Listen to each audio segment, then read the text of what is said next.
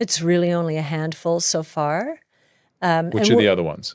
Well, of course, we've got Bitcoin. Now, in our public funds, these trades are public, so I can tell you our exposures are Bitcoin, Ether. We're finally able to get an acceptable, from a regulator's point of view, way to play Ether, and we chose Bitmine immersion. And in the and then Solana is the third one, and we can talk about that as well in terms of its role. That one is through, well, it's Brera Sports, and everybody thinks I or Ark just bought a bunch of sports teams, which we did not. This is the company into which Soulmate is a Solana treasury is being folded and supported by the UAE, Middle Eastern, and my mentor, our advisor, and my friend Art Laffer is on the board of that one. So that's been very interesting. So those are the big three. Hyperliquid is the new kid on the block, and we're waiting to see how that all plays out. It's exciting. It reminds me of Solana in the earlier days, and Solana has proven its worth and is there with the big boys. So those we think are.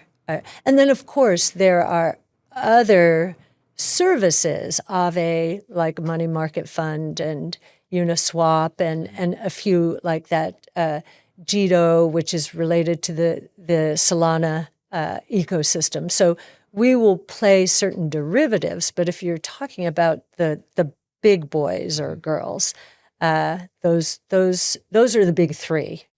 Well, we don't own it, and we're not saying it's going to be a bad investment either. It's just not what we do, technologically enabled disruptive innovation. But with my economics hat on, I always take the performance of gold seriously. Typically, it is a harbinger of inflation.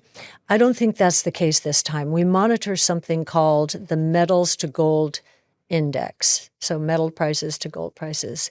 That has dropped below 08-09 levels, and it's got me actually worried about, okay, what is going on out there? It could be related to China, and they're still going through a deflationary unwind of the property speculation there. I think what's happening with gold this time around is geopolitical risk, and you'll notice on Friday night, all of the chaos around B1 visas, right?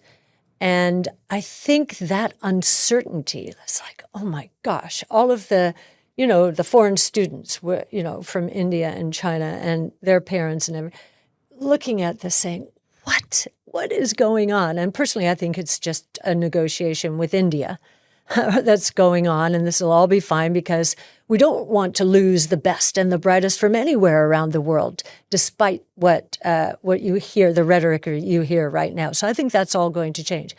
But it doesn't matter. The headlines are blaring, and people are saying, okay, what do I do? And, people with a lot of wealth, so maybe older generation, are maybe, shifting some into gold. They're not probably putting it into the digital asset world.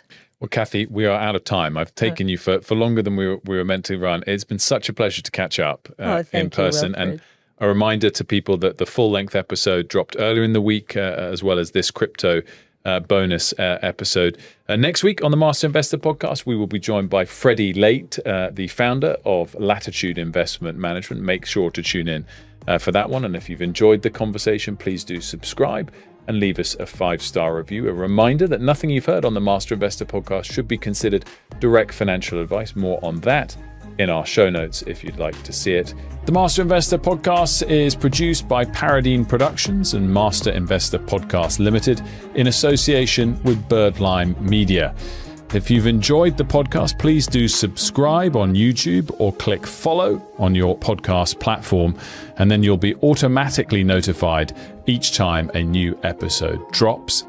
Next week, we'll be with Freddie Late. Once again, a double thanks for 2 episodes with Kathy Wood. Thank you so much. Oh, thank you, Wilfred. It was fun.